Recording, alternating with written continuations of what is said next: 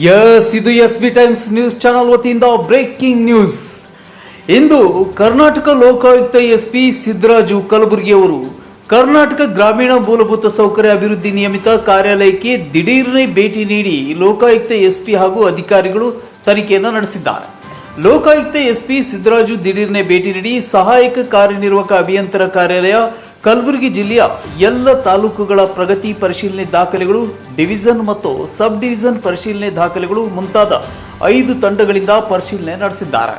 ಈ ಸಂದರ್ಭದಲ್ಲಿ DYSP ಗೀತಾ ಬೇನಾಳ್ ಮತ್ತು DYSP ಸಿಲ್ವಂತ್ ಮತ್ತು ರಾಜಶೇಖರ್ ಹಳೆಗೋದಿ, ಅಕ್ಮಾದೇವಿ, ಪೊಲೀಸ್ ಇನ್ಸ್ಪೆಕ್ಟರ್ ಹಾಗೂ ಪೊಲೀಸ್ ಪ್ರದೀಪ್, ಬಸವರಾಜ್, ಮಸೂದ್, ಯಮನೂರಪ್ಪ, ರಾಣೋಜಿ, ರಾಜೇಶ್ ಇಂಜಿನಿಯರ್ ಅಧಿಕಾರಿಗಳು ಸ್ಥಳದಲ್ಲಿದ್ದರು.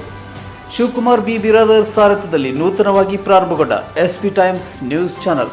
ನಮ್ಮ ಚಾನಲ್ನ ಹೆಚ್ಚಿನ ಸಂಖ್ಯೆಯಲ್ಲಿ ವೀಕ್ಷಿಸಿ, ಸಬ್ಸ್ಕ್ರೈಬ್ ಆಗಿ, ಹಾಗೆ ಹೆಚ್ಚಿನ ಸಂಖ್ಯೆಯಲ್ಲಿ ಶೇರ್ ಮಾಡಿ.